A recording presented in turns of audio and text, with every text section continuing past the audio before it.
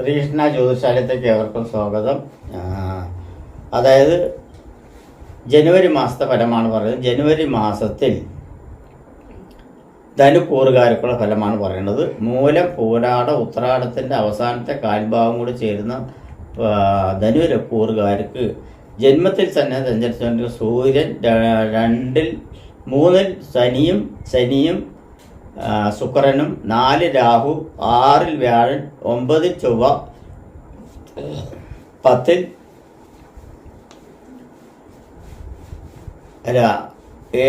അഷ്ടമത്തിൽ ചൊവ്വ 10-ൽ കേതു. ഇതാണ് ഗ്രഹസ്ഥിതി വരുന്നത്.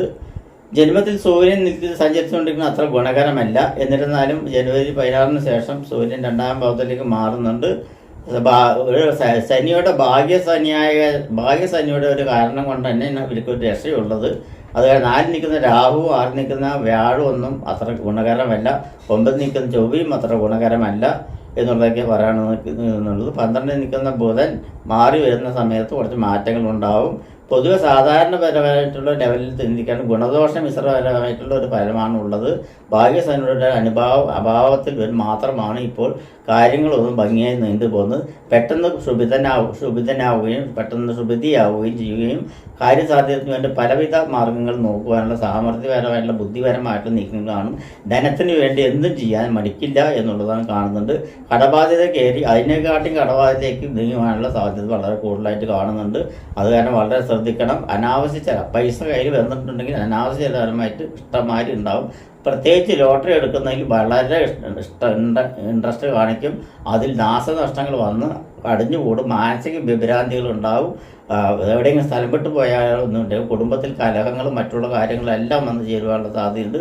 എന്താണ് ഇങ്ങനെ പറയുന്നത് പറഞ്ഞാൽ എൻ്റെ രാശിപ്രകാരം പറയാണ്.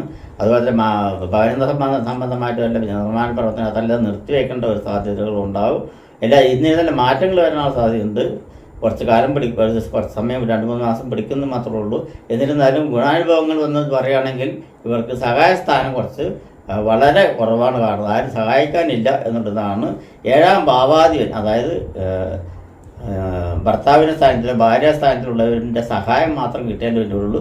സ്വന്തം കുടുംബക്കാരും കൂടി കൈവിട്ടു പോകേണ്ട സമയമാണ് കാണുന്നത്. സ്വന്തം സഹോദരന്മാരടക്കം തിരിഞ്ഞു നോക്കില്ല എന്നുള്ളത് കാണുന്നുണ്ട്. അതുപോലെ തന്നെ മരണവ്യപ്രാളം ഇവർക്ക് കൂടുതലായിട്ട് കാണുവാനുള്ള സാധ്യതയുണ്ട്. മാനസികപരമായിട്ടുള്ള പിരിമുറുക്കങ്ങൾ കാണുന്നുണ്ട്. അങ്ങനെയുള്ള സ്ഥലങ്ങൾ അങ്ങനെ ഉണ്ടാകുന്ന വിഷമമെടുത്ത സമയങ്ങളിൽ ആരെങ്കിലുമായിട്ട് പോയി വർത്തമാനം പറയുക, അല്ലെങ്കിൽ ആരെങ്കിലുമായിട്ട് ബന്ധപ്പെട്ട് ഒറ്റപ്പെട്ടിരിക്കരുത് എന്നുള്ളതാണ് പറയുന്നത്. അങ്ങനെയുള്ള സംഭവങ്ങളൊക്കെ എല്ലാം ഇതിൽ കാണുന്നുണ്ട്. പറ്റുകയാണെങ്കിൽ വ്യാഴത്തിന് വളരെ പരിഹാരം ചെയ്യുക. വ്യാഴത്തിന് പറഞ്ഞാൽ ഗുരുവായൂർ ക്ഷേത്രം പ്രാർത്ഥന നടത്തുകയാണെങ്കിൽ വളരെ ഉചിതപരമായിട്ട് ഉള്ളതാണ്. അല്ലെങ്കിൽ അടുത്തുള്ള ശ്രീകൃഷ്ണ ക്ഷേത്രത്തിൽ പോയിട്ട് തൃക്കൈ വെണ്ണയോ പാൽപ്പായസമോ തുളസിമാലയോ എല്ലാം വഴിപാട് നടത്തുക. സഹസ്രനാമം മറിച്ച് നടത്തുക. അല്ലെങ്കിൽ മഹാവിഷ്ണുവിന് പട്ട് ചാർത്തി നിവേദ്യം നടത്തി സഹസ്രനാമം നടത്തി വായുസൂക്തം നടത്തി വരുന്ന വർഷം കുറേയേറെ മാറ്റങ്ങൾ ഉണ്ടാകും. കർമ്മ സ്ഥാനത്ത് കേതു നിൽക്കുന്ന കാരണം തന്നെ കർമ്മമേഖല പൊതുവെ മന്ദതയിലായിരിക്കും. ചെയ്യുന്ന കാര്യങ്ങളിലെല്ലാം അബദ്ധങ്ങൾ വന്നു ചേരുവാനുള്ള സാധ്യതകളുണ്ട്. അത് കാരണം ശ്രദ്ധിക്കണം. ഗവൺമെൻറ് സംബന്ധമായിട്ട് തൊഴിൽ ചെയ്യുന്നവർക്ക് വളരെ ശ്രദ്ധിക്കേണ്ട കാര്യങ്ങളാണ്. ചെയ്യുന്ന പ്രവൃത്തികൾ എന്താണെന്നുള്ളത് പോലും അവർക്ക് അറിയില്ല. ആൾക്കാർ പറയുന്നത് എന്താണെന്നുള്ളത് കാതിൽ ശ്രദ്ധിക്കുകയില്ല എന്നൊക്കെയാണ് പറയുന്നത്. അപ്പോൾ അവർക്ക് എന്താ അബദ്ധങ്ങളെ പറ്റുള്ളൂ. അതേപോലെ കളക്ടറേറ്റ് സംബന്ധമായിട്ടുള്ളതാണെങ്കിലും കലക്ടറാണെങ്കിലും ഇനിയിപ്പോൾ പോലീസ് ഉദ്യോഗസ്ഥന്മാരാണെങ്കിലും പോലീസ് ജവാന്മാർക്കൊക്കെ നാശമാണ് കാണുന്നത്. അതിൽ നാവികസേന, വ്യോമസേന, കരസേന, വ്യോമസേന, വിമാനയാത്ര, ആകാശയാത്ര, ഷിപ്പ്യാർഡ് യാത്ര, ജലയാത്ര എന്നിവ വർക്ക് ചെയ്തവർക്ക് ആപത്തുകളാണ്. മൃത്യുജോമം തീർച്ചയായും നടത്തുക. മൃത്യുജോമം ചെയ്താലേ നിങ്ങൾക്ക് കുറച്ചെങ്കിലും ആരോഗ്യ വർധനം ഉണ്ടാവില്ല. അസുഖത്തിനായിട്ട് പൈസ ചിലവാക്കേണ്ടി വരും.